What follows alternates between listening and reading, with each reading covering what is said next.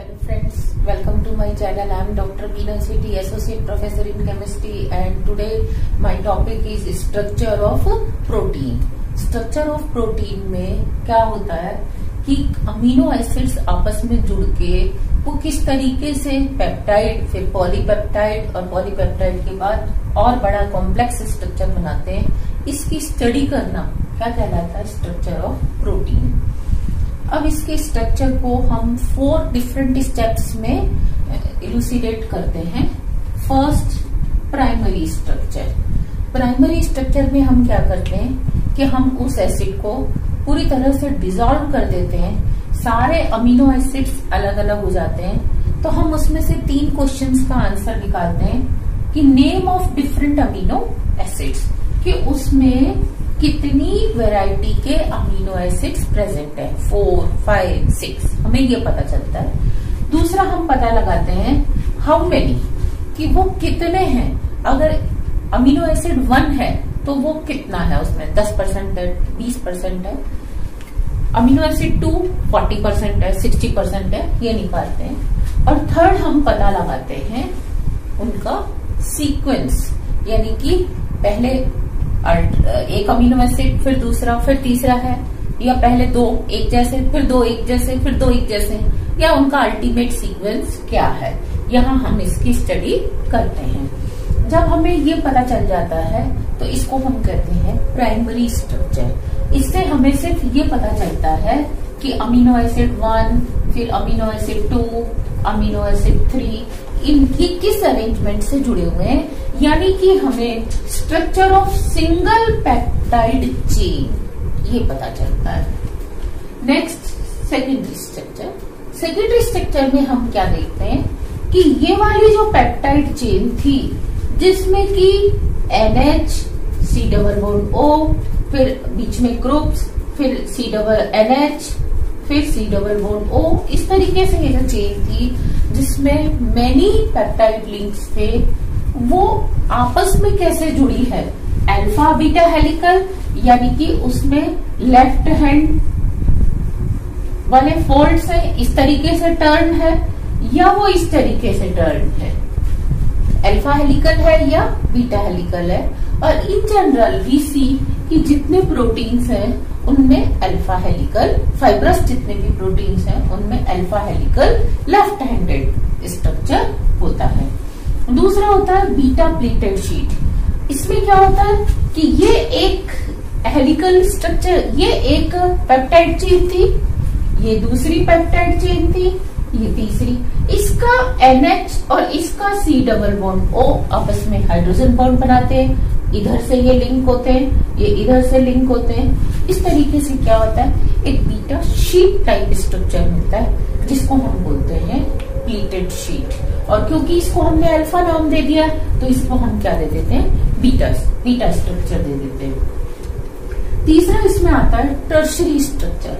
Tertiary structure में हम क्या देखते हैं कि सपोज ये हमारे पास एक अल्फा हेलिकल स्ट्रक्चर बन गया था। अब ये एक अल्फा हेलिकल स्ट्रक्चर, ये दूसरा अल्फा हेलिकल स्ट्रक्चर, ये तीसरा हेलिकल स्ट्रक्चर, ये तीनों आपस में जुड़ के इस तरीके से रोप लाइक स्ट्रक्चर बना रहे हैं, या ये रॉड लाइक स्ट्रक्चर बना रहे हैं, यानी कि सिलेंड्रिकल, ये इस तरीके से आपस में जुड़ रहे हैं। तो ये हमें पता चलता है टर्शरी स्ट्रक्चर में। सेम विद हमें इसमें पता चलता है जो ग्लोब्यूलर प्रोटीन्स हैं उसमें क्या होता है, ज्यादातर स्फेरिकल स्ट्रक्चर होता है। स्फेरिकल स्ट्रक्चर में टू सम एक्सटेंट थोड़ा सा पोर्शन तो क्या होगा, हेलिकल स्ट्रक्चर होगा, थोड़ा सा क्या होगा, बीटेड प्लीटेड स्ट्रक्चर होगा, और थोड़ा सा क्या होगा, रैंडम, यानी कि ऐसा भी ऐसा भी ऐसा भी, इस तरीके से। तो ये तीनों तरह के structure, alpha helical, beta structure और रैंडम स्ट्रक्चर मिलके ये क्या बना देते हैं, एक स्फेरिकल स्ट्रक्चर बना देते हैं, जिसको हम कहते हैं ग्लोब्यूलर प्रोटीन। ज्यादातर एंजाइम्स जो है ग्लोब्यूलर प्रोटीन होते हैं। क्वाटरनरी स्ट्रक्चर में हम क्या देखते हैं कि आपने जो प्रोटीन लिया उसमें सारे के सारे पेप्टाइड एक ही तरह के थे, या एक से ज्यादा टाइप के थे, यानी कि हम उसमें देखते हैं नंबर ऑफ सब यूनिट्स एंड देयर अरेंजमेंट। जैसे कि ये एक पेप्टाइड चेन है, ये दूसरी पेप्टाइड चेन है, ये वापस पहली पेप्टाइड चेन आ गई, फिर ये दूसरी पेप्टाइड चेन आ गई।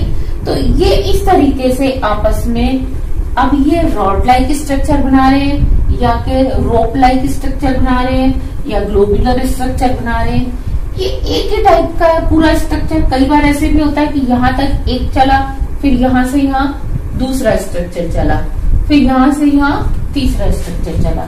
तो इस तरीके से जब एक से ज्यादा सब यूनिट्स होती हैं, फिर हम उनका अरेंजमेंट देखते हैं, तो उनके इस प्रोसेस को हम क्या कहते हैं, क्वाटरनरी स्ट्रक्चर। इस प्राइमरी स्ट्रक्चर निकालने के लिए हमें 3 आंसर चाहिए होते हैं कि कौन कौन से डिफरेंट टाइप के अमीनो एसिड्स प्रेजेंट हैं और वो कितने हैं, उनका अमाउंट क्या है और उनका सीक्वेंस क्या है। तो इसके लिए हम सबसे पहले क्या करते हैं, प्रोटीन सैंपल जो हमारा है वो लेते हैं, उसको 100% क्या करते हैं, आयनाइज्ड करते हैं, हाइड्रोलाइज्ड करते हैं। कैसे, 6 नॉर्मल HCl लेके और 24 आवर्स उसके साथ रहने देते हैं और टेम्परेचर मेंटेन करते हैं 373 टू 393 केल्विन। अब आपने इस प्रोटीन के अंदर आपने HCl डाला और 24 घंटे के लिए इसको छोड़ दिया, तो ये पूरा की पूरा क्या होता है, हाइड्रोलाइज्ड हो जाता है और साथ में सारे अमीनो एसिड जितनी भी वैरायटी के हैं 1 2 3 4 5 सब की सब हाइड्रोलाइज्ड होके अलग अलग हमारे पास आ जाते हैं। अब हम क्या करते हैं, इन अमीनो एसिड्स को पहचानने के लिए और इनकी क्वांटिटी पता लगाने के लिए या तो हम इनको गैस क्रोमेटोग्राफिक चैम्बर से पास कर देते हैं।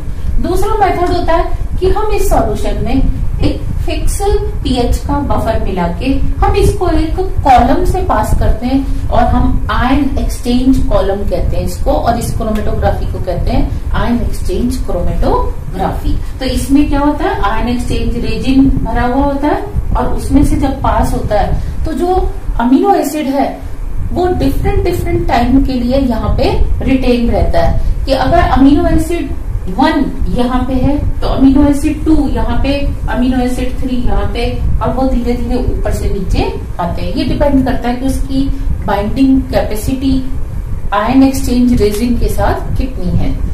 अब जब हम इसको इल्यूट करते हैं, इसमें वापस इल्यूशन वाला लिक्विड पास करते हैं, तो हम क्या देखते हैं कि पहले कोई एक अमीनो एसिड जो सबसे नीचे था, ये जो सबसे नीचे था अमीनो एसिड, ये इस बीकर नंबर 1 में हमें सेपरेट होगा। लेकिन जैसे ही ये रेंज खत्म होगी, दूसरा वाला जब फ्लो करने लगेगा यहाँ से यहाँ तक का रीजन जिसका कि अलग अमीनो एसिड्स है, ये यहाँ पे विजिबल होते हैं, इसीलिए हम इसको क्रोमेटोग्राम भी कहते हैं। तो ये हम बीकर नंबर 2 में कलेक्ट करते हैं, फिर 3 में, फिर 4 में, 5 में एंड सो ऑन। जितने अमीनो एसिड्स होंगे हमें यहाँ उतने कलर बैंड्स मिल जाएंगे। अब इन सारे बीकर्स में हम क्या करते हैं, निनहाइड्रिन डालते हैं। निनहाइड्रिन क्या है, इसका कलरफुल टेस्ट देता है अमीनो एसिड का, और हर अमीनो एसिड का स्पेसिफिक होता है। अब इनमें निनहाइड्रिन डालने पर ये सारे क्या होते हैं, पर्पल कलर के हो जाते हैं, लेकिन पर्पल कलर की इंटेंसिटी अलग अलग होगी। क्यों, क्योंकि एक जो है अमीनो एसिड कम हो सकता है, दूसरा ज्यादा हो सकता है, तो इंटेंसिटी कम ज्यादा होगी। तो उस इंटेंसिटी को हम किससे नाप लेते हैं, स्पेक्ट्रोफोटोमीटर से नाप लेते हैं। जब हमें इंटेंसिटी पता चल जाती है तो हम इंटेंसिटी को क्या करते हैं, रिटेंशन टाइम के साथ, कि वो कितनी ज्यादा देर यहाँ पे रहा, कितनी ज्यादा देर बाद यहाँ पे आया, या जल्दी नीचे इल्यूट हो गया, हम क्या करते हैं, इसके बीच में ग्राफ प्लॉट करते हैं। तो यहाँ पे हमें जितने पीक मिलते हैं ये हमें शो करते हैं कि इसमें इतने टाइप के अमीनो एसिड्स थे, फर्स्ट। दूसरा, इसके जो नीचे पीक का एरिया है, peak area gives quantity of that particular amino acid, यहाँ से हमें क्वांटिटी भी पता चलती है। और अमीनो एसिड के हमें अगर मॉलिक्यूलर वेट पता लगाना है कि वो कौन सा अमीनो एसिड है, ये मॉलिक्यूलर वेट से हमें पता चल जाता है। तो उसके लिए हमारे पास मेथड होता है, या तो हम ऑस्मोटिक प्रेशर मेथड से निकाल सकते हैं, लाइट स्कैटरिंग मेथड से, या एक्सरे डिफ्रैक्शन से, या अल्ट्रासेंट्रिफ्यूगेशन मेथड से। हम क्या करते हैं, हर अमीनो एसिड का मॉलिक्यूलर वेट फाइंड आउट कर लेते हैं। आजकल इसके लिए क्या है, एक ऑटोमेटेड मशीन भी अवेलेबल है और जो कंप्यूटर से रन करती है, जिसको हम कहते हैं अमीनो एसिड एनालाइजर। ये अमीनो एसिड एनालाइजर इतनी ज्यादा सेंसिटिव मशीन है कि इसके अंदर अगर हम 10⁻⁻⁵ to 10⁻⁻7 ग्राम पेप्टाइड ही ले तो भी क्या होता है, हमें उसका एग्जैक्ट रिजल्ट पता चल जाता है। यानी कि हमें पेप्टाइड का जो कॉन्स्टिट्यूशन है, कॉन्स्टिट्यूशन की उसके अंदर कितने कितने हैं, कंपोनेंट्स क्या है, क्या कंपोजिशन है, हमें ये सब पता चल जाता है। अब इसका नेक्स्ट स्टेप आता है सीक्वेंस। सीक्वेंस पता लगाने के लिए अगेन हमारे पास दो मेथड होते हैं कि एक तो जैसे ये अमीनो एसिड्स की चेन थी, अब इसमें पेप्टाइड लिंक है, ये इसका है COH टर्मिनल, ये इसका है NH2 टर्मिनल, N टर्मिनल। तो पहले हम पार्शियल हाइड्रोलिसिस करके सिर्फ इसको हाइड्रोलाइज करें N टर्मिनल वाले को। जब ये आ जाएगा तो इसका N टर्मिनल बन जाएगा, फिर हम इसको हाइड्रोलाइज करें, फिर हम इसको हाइड्रोलाइज करें। तो इस तरीके से N टर्मिनल एसिड को 1 by 1 पता लगाएं, या C टर्मिनल को यहां से शुरू हो जाए, फिर इसको हम पहले हाइड्रोलाइज कर ले, फिर दूसरे को सॉरी। तो इस तरीके से हम क्या करते हैं, इनके सीक्वेंस को पता लगाते हैं। इसके 2-3 मेथड है, we are going to discuss 1 by 1। Proteins के कंप्लीट हाइड्रोलिसिस से जब हमें ये पता चल जाता है कि उसमें कितने और कौन कौन से अमीनो एसिड्स हैं, अब हमारा को पता लगाना होता है उसका सीक्वेंस। सीक्वेंस पता लगाने के लिए हम क्या करते हैं कि ये अगर अमीनो एसिड की चेन है AA1, AA2, AA3, AA4, तो इसका एक एंड तो क्या होगा C टर्मिनल एंड, दूसरा एंड क्या होगा N टर्मिनल एंड। तो हम या तो इस साइड से शुरू कर देते हैं कि यहाँ पहला एसिड कौन सा है, फिर दूसरा कौन सा है, या इस साइड से शुरू कर देते हैं। यानी कि हम इसका पार्शियल हाइड्रोलिसिस करते हैं तो पहले केवल ये वाला एसिड जो है हाइड्रोलाइज्ड होगा और हम उसको क्रोमेटोग्राफिकली आइडेंटिफाई करेंगे। तो जब हम N टर्मिनल रेजिड्यू का पता लगाते हैं तो वो कहलाता है N टर्मिनल रेजिड्यू एनालिसिस। इसमें 3 मेथड है हमारे पास। पहला सेंगर्स मेथड, दूसरा है हमारे पास एडमांस मेथड और तीसरा है dansyl method. We will discuss after this. तो सेंगर्स मेथड में हम क्या करते हैं कि ये एक पेप्टाइड चेन थी, इसकी रिएक्शन हम 2,4-डाइनाइट्रो फ्लोरोबेंजीन से करा देते हैं। 2,4-डाइनाइट्रो फ्लोरोबेंजीन में क्या होता है, ये दोनों nitro group electron withdrawing group की तरह एक्ट करते हैं और ये फ्लोरीन को एक्टिवेट कर देते हैं। तो यहाँ से क्या होगा, ये HF बाहर निकल जाएगा। ये रिएक्शन कराते हैं हम सोडियम बाइकार्बोनेट की प्रेजेंस में, -HF हो जाता है और इस अमीनो एसिड पे जो कि N टर्मिनल वाला था, यहाँ पे 2,4-डाइनाइट्रोबेंजीन जुड़ जाती है एज ए सब्स्टिट्यूएंट।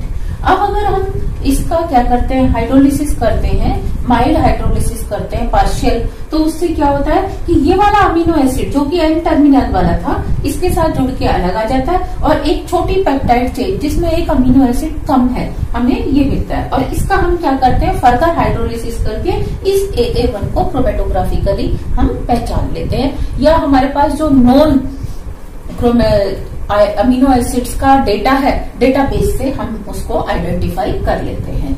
इसमें हमने जैसे ये वाला मेथड पहले वाले के लिए किया, अब जो हमारे पास छोटी पेप्टाइड चेन बचेगी उसकी दोबारा हम इससे रिएक्शन करा के और 1 by 1 करके हम इस मेथड से 1 by 1 सारे अमीनो एसिड्स का सीक्वेंस पता लगाते हैं। दूसरा मेथड होता है एडवांस मेथड। एडवांस मेथड में क्या होता है, हम फिनाइल आइसोथायोसाइनेट से रिएक्शन कराते हैं। तो ये भी किसके ऊपर होती है, N टर्मिनल के ऊपर रिएक्शन होती है। ये N टर्मिनल वाला जो हाइड्रोजन है नाइट्रोजन का, ये इस कार्बन नाइट्रोजन को मिल जाता है, तो ये वाला बॉन्ड ब्रेक होगा और यहाँ पे कार्बन के ऊपर क्या होगा, ये NH जुड़ जाएगा। तो ये देखो, ये NH और ये C double bond S, C के ऊपर कौन जुड़ गया, ये पेप्टाइड चेन। तो इसको हम बोलते हैं ये फिनाइल थायोसाइनेट कार्बमाइड। अब फिनाइल थायोसाइनेट कार्बमाइड जो है, इसका जब हम माइल्ड हाइड्रोलिसिस करते हैं तो क्या होगा, ये यहाँ से ब्रेक होगा, ये इस तरीके से। तो जो अमीनो एसिड ने डायरेक्ट इससे बॉन्ड बना रखा था वो हाइड्रोलाइज्ड होके अलग हो जाएगा, बाकी की पेप्टाइड चेन जिसमें अब एक अमीनो एसिड कम है वो हमें मिल जाती है। ये जो रेसिड्यू बना, इसमें तुरंत क्या होता है कि ये वाला इस साइड जो अमीनो एसिड का COH ग्रुप है, ये COH इस NH के साथ ये और ये दोनों रिएक्शन करके एक साइक्लिक कंपाउंड बनाते हैं, जिसको हम बोलते हैं फिनाइल थायोहाइडेंटोइन। फिनाइल थायोहाइडेंटोइन बनने के बाद क्या होता है, इसमें यहाँ पे ये बन गया। अब ये आपका अलग हो गया और वो पीछे छोटी चेन अलग हो गई। फिर हम उस छोटी चेन की रिएक्शन दोबारा इससे कराते हैं और 1 बाय 1 क्या करते हैं, पहले एसिड का नाम पता लगा लेते हैं, फिर दूसरे का, फिर तीसरे का। इस तरीके से हमें इसका सीक्वेंस पता चल जाता है। और इस मेथड को क्या है, कंप्यूटराइज्ड वे में भी आजकल करना काफी आसान है। तो जो मशीन इसके लिए काम में लाते हैं उसको बोलते हैं प्रोटीन सीक्वेंटर। प्रोटीन सीक्वेंटर जो मशीन है उससे हम क्या कर सकते हैं, 40 to 153 अमीनो एसिड्स का सीक्वेंस 1 by 1 किसी में भी हम पता लगा सकते हैं। थर्ड आता है डेंसाइल मेथड। डेंसाइल मेथड जो है ये मोडिफाइड फॉर्म है सेंगर्स मेथड की, जिसमें हम 2,4-डाइनाइट्रोफ्लोरोबेंजीन लेते थे।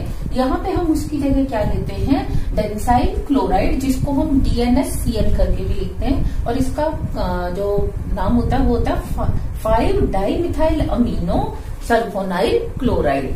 ये जो है आपने क्या लिया, ये डाइमिथाइल अमीनो है, ये सल्फोनाइल क्लोराइड है और बीच में आ जाता है इसके नेफ्थेलीन, क्योंकि आपने क्या ले रखा है, ये नेफ्थेलीन का एसिड ले रखा है। तो वहां पे जब हम रिएक्शन 2,4-डाइनाइट्रोफ्लोरोबेंजीन से कराते थे, उसकी जगह हम इससे कराते हैं। तो ये एक पेप्टाइड चेन थी जिसका ये एन टर्मिनल था, ये इस क्लोरीन से रिएक्शन करके क्या बना देता है, इसके साथ एक लॉन्ग चेन प्रोडक्ट बना देता है, ये एज ए रेसिड्यूज में जुड़ जाता है। अब जब हम इसका हाइड्रोलिसिस करते हैं तो ये वाला अमीनो एसिड जिसका कि एन रेसिड्यू ने इससे रिएक्शन कर रखी थी, वो अलग क्या होता है, हाइड्रोलाइज्ड होके आ जाता है। और फिर हम उसको क्या करते हैं, फ्लोरोमेट्रिकली या क्या कहते हैं स्पेक्ट्रोफोटोमेट्रिकली हम उसको आइडेंटिफाई कर लेते हैं। तो जैसे पहले हमने एक को आइडेंटिफाई किया, फिर ये AA2 एक छोटी एक चेन बन गई छोटी जिसमें एक अमीनो एसिड कम है, फिर हम इस चेन की रिएक्शन इससे कराते हैं और इस मेथड को बार बार रिपीट करके हम सीक्वेंस ऑफ अमीनो एसिड्स पता लगा लेते हैं। इसके बाद आता है कार्बन रेजिड्यू सीक्वेंस एनालिसिस, कि हम उसमें कार्बन रेजिड्यू वाले अमीनो एसिड से रिएक्शन कराएंगे। इस कार्बन टर्मिनल रेजिड्यू एनालिसिस में हमारे पास दो मेथड होते हैं, हाइड्रोजिनोलिसिस और दूसरा होता है एंजाइमेटिक हाइड्रोलिसिस। हाइड्रोजिनोलिसिस में हम क्या करते हैं, अमीनो एसिड जिसका कि एक एन टर्मिनल है एक सी टर्मिनल है, हम इसकी एनहाइड्रस हाइड्रोजीन से रिएक्शन कराते हैं 373 केल्विन के ऊपर। तो क्या होता है कि जो ये वाला ग्रुप है, ये एसिड जिसका कि सी टर्मिनल है, इसके अलावा जितने भी अमीनो एसिड्स हैं वो सब अपना क्या बना देते हैं, हाइड्रोजीन का सॉल्ट बना देते हैं। जैसे कि यहाँ पे आपने ये वाला AA1 देखा, इसका सी टर्मिनल फ्री नहीं है तो इसने हाइड्रोजन बना दिया। फिर इस वाले का भी फ्री नहीं था तो इसने भी हाइड्रोजन से रिएक्शन कर ली, लेकिन क्योंकि इसका एसिड फ्री था तो ये क्या करता है, हाइड्रोजन से रिएक्शन नहीं करता। हम इसको क्या करते हैं, सेपरेट कर लेते हैं। फिर जब इसमें ये वाला हमको पता चल गया तो अब हम क्या करेंगे, एक हाइड्रोलिसिस करके फिर यही स्टेप दोबारा करते हैं तो हमें क्या पता चलता है, दूसरे वाले का पता चल जाता है, क्योंकि अब दूसरा वाला रिएक्शन नहीं करेगा। फिर जब इसका पता चल जाता है फिर हम क्या करते हैं, दूसरा पेप्टाइड लेके उसमें दो को हाइड्रोलाइज करके फिर उसका शुरू कर देते हैं हाइड्रोजन से रिएक्शन, तो हमें पता चल जाता है कि इसका सीक्वेंस क्या है। लेकिन फिर भी ये मेथड उतना ज्यादा इफेक्टिव नहीं होता, तो हम क्या करते हैं, एंजाइमेटिक हाइड्रोलिसिस कराते हैं। इसमें जो हमारे पास एंजाइम होता है वो होता है कार्बोक्सी पेप्टाइडेज। कार्बोक्सी पेप्टाइडेज क्या करता है कि आपने जो अमीनो एसिड लिया जिसका ये एन टर्मिनल है और ये क्या है, सी टर्मिनल है, जब ये वाला एंजाइम इस पे रिएक्शन करता है तो only it hydrolyses this one bond, यानी कि जो सी टर्मिनल वाला अमीनो एसिड है सिर्फ उसी को क्या करता है, हाइड्रोलाइज कर देता है और बाकी की चेन बची रहती है। इसको हमने अलग से एनालाइज किया, फिर ये जो चेन बची इसके ऊपर दोबारा हमने कार्बोक्सी पेप्टाइडेज की रिएक्शन कराई, तो अब हमें AA2 के बारे में पता चल जाएगा क्योंकि वो हाइड्रोलाइज होगा। तो दिस वे हम क्या करते हैं, सही है, जो प्राइमरी स्ट्रक्चर ऑफ प्रोटीन्स है वो पता लगाते हैं। लेकिन इनमें भी हमको क्या करना पड़ता है, ऐसा नहीं कि आपके पास अगर 120 अमीनो एसिड का कोई पेप्टाइड है तो उसका आप इसी मेथड से करते हैं। हम पहले उसको पार्टली क्या करते हैं, हाइड्रोलाइज कर देते हैं 6-6 की चेन में, 10-10 की चेन में या 20-20 की चेन में। जो उसके छोटे छोटे से पेप्टाइड्स बनते हैं उनका फिर हम क्या करते हैं, स्ट्रक्चर पता लगाते हैं। फिर हिट एंड ट्रायल मेथड से कि जैसे एक आपके पास ये 3 की चेन बनी, ये दूसरी 4 की बनी, ये 5 की बनी, तो हम क्या करते हैं, इस 3 वाले का स्ट्रक्चर अलग से पता लगाते हैं, इस 4 वाले का अलग से पता लगाते हैं, इस 5 वाले का अलग से पता लगाते हैं। अब ये देखते हैं कि ये वाला शुरू में था कि ये बीच में था, इनको फिर अलग अलग रख के हम क्या करते हैं, मैच करके देखते हैं कि डेटाबेस से कि ये वही स्ट्रक्चर है या नहीं है। तो ये था प्राइमरी स्ट्रक्चर। अब आता है इसका सेकेंडरी स्ट्रक्चर ऑफ प्रोटीन्स में हम क्या देखते हैं कि वो जो पेप्टाइड चेन बनी थी वो 2 तरीके से क्या हो सकती है, अपने आप को ओरिएंट कर सकती है, या तो हेलिकल फॉर्म में इस तरीके से, या प्लीटेड शीट यानी कि शीट की फॉर्म में वो कर सकती है। तो हम क्या देखते हैं, ये जो हेलिकल फॉर्म है ये राइट हैंडेड, मतलब आप इस तरीके से टर्न को घुमाओ, और एक लेफ्ट हैंडेड यानी कि आप उल्टा एंटी क्लॉकवाइज उसको आप घुमाओ।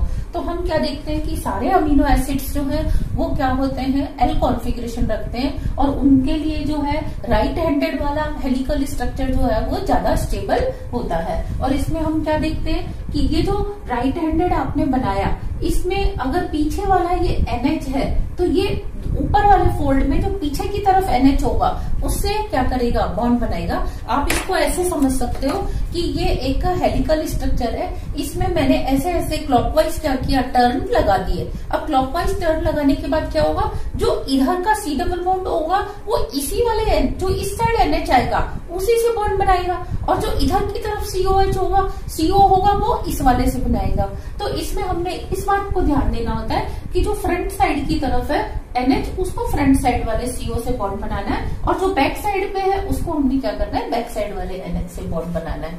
और इसका जो स्ट्रक्चर है वो थ्योरेटिकली पाउलिंग ने 1951 में दिया था, जो कि बाद में प्रैक्टिकली प्रूव भी हुआ। और इसमें हम क्या देखते हैं, ये जो 2 फोल्ड्स होते हैं इनके बीच की डिस्टेंस कितनी रहती है, 5.4 एंगस्ट्रॉम के बीच में रहती है। और इस हेलिकल स्ट्रक्चर को हम 3.613 हेलिकल स्ट्रक्चर भी कहते हैं। इसमें जो 3.6 है वो हमें ये बताता है कि जो अमीनो एसिड का NH और दूसरे अमीनो एसिड के CO तक जो हाइड्रोजन बॉन्ड बन रहा है, इस बॉन्ड के बनने से जो एक रिंग बनी उसमें टोटल कितने अमीनो एसिड्स आए, number of amino acids on and average वो 3.6 आते हैं।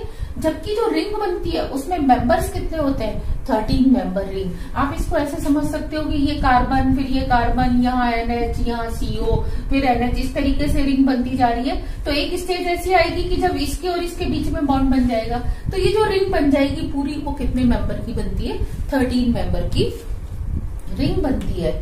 और ये जो इसके एग्जाम्पल है वो क्या होते हैं, इस तरह का structure alpha keratin, myosin, keratin जैसे हमारे हेयर में और हमारी स्किन में, हमारे नेल्स में, हॉर्न में पाया जाता है। इसी के कारण क्या होती है, इस हाइड्रोजन बॉन्डिंग के कारण इनमें थोड़ी सी स्ट्रेचेबिलिटी होती है। जब आप इसको स्ट्रेच करते हो तो ये हेलिकल स्ट्रक्चर खुल जाता है और ये हाइड्रोजन बॉन्ड ब्रेक हो जाते हैं। लेकिन जब आप उस प्रेशर को हटाते हो तो क्या होता है, ये वापस से बॉन्ड बन जाते हैं। तो इसकी वजह से इनमें क्या होती है, थोड़ी सी स्टेबिलिटी होती है। मायोसिन मसल्स में मिलता है, तो हमारी मसल्स भी जो स्ट्रेच करती हैं वो because of this hydrogen bond break होने के कारण, और फिर जैसे ही आप स्ट्रेच को हटाते हो वो वापस बन जाता है। और जो ग्लोब्यूलर प्रोटीन्स होते हैं उसमें भी क्या होता है, तीनों तरह के स्ट्रक्चर मिलते हैं, रैंडम भी मिलता है, बीटा प्लेट शीट भी मिलता है और अल्फा हेलिकल भी मिलता है। तो जो ग्लोब्यूलर का जो वो पोर्शन जहाँ अल्फा हेलिकल है वहां बिल्कुल यही वाला स्ट्रक्चर मिलता है। पेप्टाइड्स का जो सेकेंडरी स्ट्रक्चर होता है सेकंड, वो होता है pleated structure. Pleated sheet structure में क्या होता है कि ये जो चेन है पेप्टाइड की वो इस तरीके से चलती है, ये दूसरी एक पैरेलल चेन चलती है बिल्कुल इसी तरीके से। इसमें एक चेन का NH दूसरी चेन का CO के साथ क्या बनाता है, हाइड्रोजन बॉन्ड बनाता है। इसका CO इसके NH से और इसका NH इसके CO से, इस तरीके से क्या होता है, ये चेन चलती जाती है और एक शीट लाइक क्या होता है, स्ट्रक्चर बनता है। लेकिन इस शीट के बीच में ये जो R ग्रुप बीच में ट्रैप्ड हो रहे हैं, अगर ये R की वैल्यू H है जैसे ग्लाइसिन, या इसकी वैल्यू काफी स्मॉल है, जैसे मिथाइल या इथाइल है, तब तक तो एक आर ग्रुप से दूसरे आर ग्रुप के बीच की जो डिस्टेंस है वो क्या रहती है, 7 से लेके 7.2 एंगस्ट्रॉम तक रहती है। और इसका स्ट्रक्चर बिल्कुल इस तरीके से क्या हो सकता है, बन सकता है। लेकिन एक्चुअली जो आर की वैल्यू है ये क्या होती है, हर जगह मिथाइल या इथाइल नहीं हो सकती, sometime most of the time it is a bulky group. तो ये स्ट्रक्चर इस तरीके से नहीं होता, बल्कि ये डिस्टेंस क्या होती है, इससे ज्यादा या इससे कम हो जाती है, जिससे ये जो हाइड्रोजन बॉन्ड्स हैं ये उतने स्ट्रॉन्ग बॉन्ड्स नहीं बन पाते। और अल्टीमेट इसका क्या होता है कि ये जो सारे आर ग्रुप्स हैं ये इनसाइड क्या होते हैं, पुश कर दिए जाते हैं, और बाहर की तरफ क्या रह जाती है, शीट रह जाती है इस तरीके से। और ये जो स्ट्रक्चर है वो किस में टर्न हो जाता है, एक तरह से ग्लोब्यूलर स्ट्रक्चर में टर्न हो जाता है। इसी कारण से अगर ये हाइड्रोजन बॉन्ड स्ट्रॉन्ग होते तो क्या होता कि आप इनको थोड़ा सा ब्रेक भी कर सकते थे और इसको बना भी सकते थे। लेकिन सिल्क में क्या होता है कि ये आर की वैल्यू काफी छोटी है, कहीं कहीं एच है और कुछ जगह पे क्या है, मिथाइल है। तो वहां ये हाइड्रोजन बॉन्ड्स क्या होते हैं, इतने स्ट्रॉन्ग बॉन्ड होते हैं कि उसको आप जल्दी से स्ट्रेच नहीं कर सकते।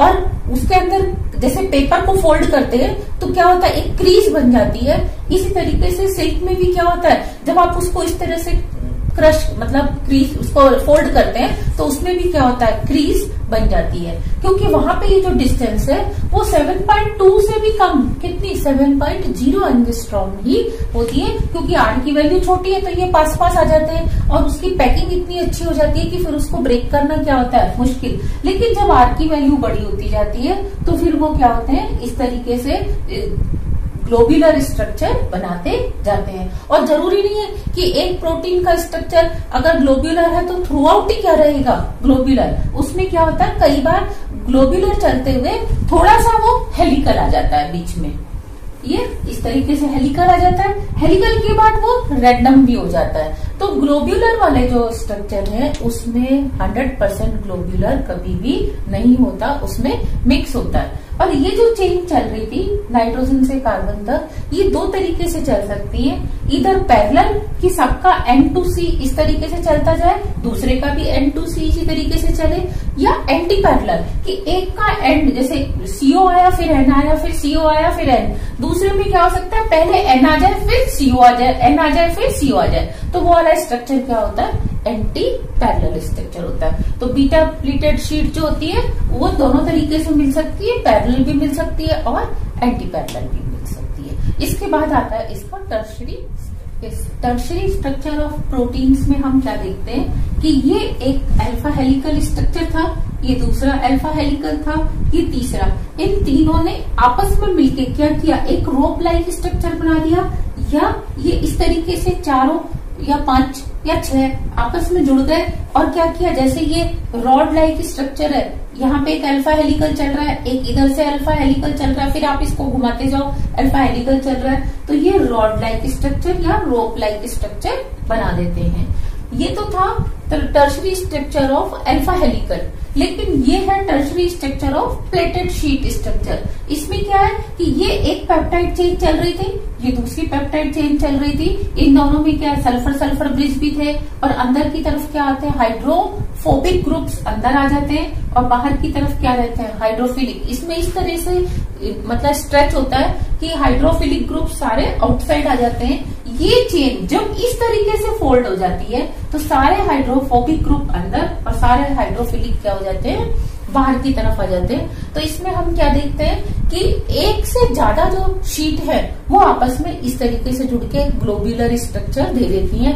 मैं फिर बता रही हूँ कि ग्लोब्यूलर में कभी भी ऐसा नहीं होता कि वो 100% क्या हो, शीटेड स्ट्रक्चर ही हो, उसमें थोड़ा सा अल्फा हेलिकल या रैंडम स्ट्रक्चर भी हो सकता है। तो ये था टर्शरी स्ट्रक्चर ऑफ प्रोटीन। इसके बाद आता है quaternary structure of protein. Quaternary structure of proteins में मेनली जो हम फाइंड आउट करते हैं वो होता है नंबर ऑफ सब यूनिट्स।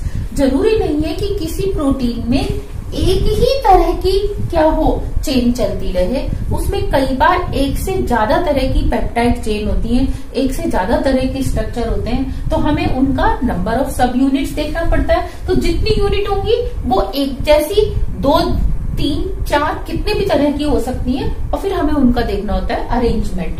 तो हम क्या देखते हैं कि अगर हम हीमोग्लोबिन का स्ट्रक्चर देखें, तो हीमोग्लोबिन का स्ट्रक्चर जो आपने ज्यादातर बुक्स में इस तरीके से बना हुआ देखा होगा कि यहाँ हीम ग्रुप लग रहा है कप शेप कैविटी के अंदर, तो ये इतना आसान नहीं होता।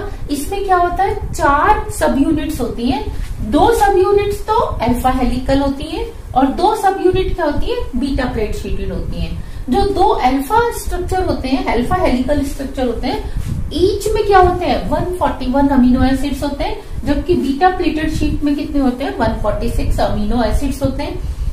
साथ में हम क्वाटरनरी स्ट्रक्चर में देखते हैं कि क्या उसमें प्रोटीन के अलावा नॉन प्रोटीन ग्रुप्स भी हैं, जैसे कि जिसको हम प्रोस्थेटिक ग्रुप्स बोलते हैं। तो हम क्या देखते हैं, हीमोग्लोबिन में ईच सब यूनिट जो है एक हीम ग्रुप को 4 पायरिन रिंग प्लस आयरन इसको भी रखती है, तो ये सारा मिला के क्या बन जाता है, हीमोग्लोबिन बन जाता है। और इसमें ये जो 4 स्ट्रैंड्स थे, ये जहां जहां भी मुड़ते हैं इस तरीके से, इन चारों सब यूनिट्स में 8 क्या होते हैं, अलग अलग सेगमेंट होते हैं अल्फा हेलिकल के।